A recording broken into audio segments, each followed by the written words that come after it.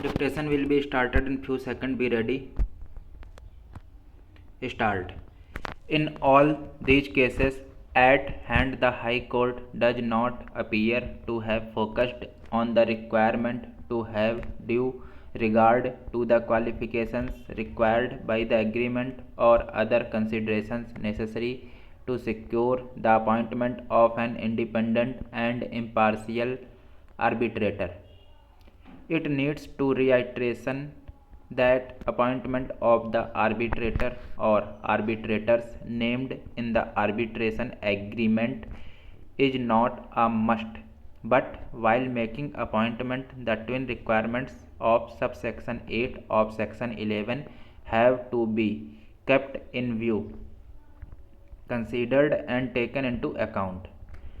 If it is not done, the appointment becomes vulnerable.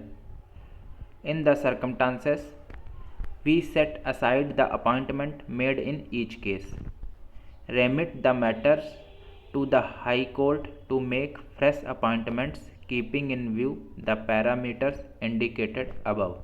Para. In the aforesaid decision of the case of Northern Railway Administration held that the High Court in the said case did not appear to have focused on the requirement to have due regard to the qualification required by the agreement or other conditions necessary to secure the appointment of an independent and impartial arbitrator.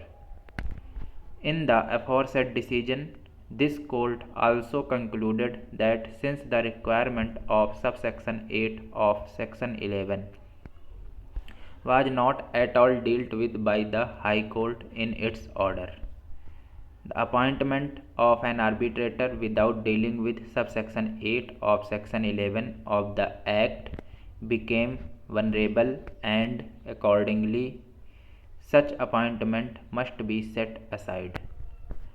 Similar is the position in this case. In this case also, before appointing an arbitrator under section 11(6) of the Act, the High Court had failed to take into consideration the effect of section 11(8) of the Act as was done in Northern Railway Administration. Para.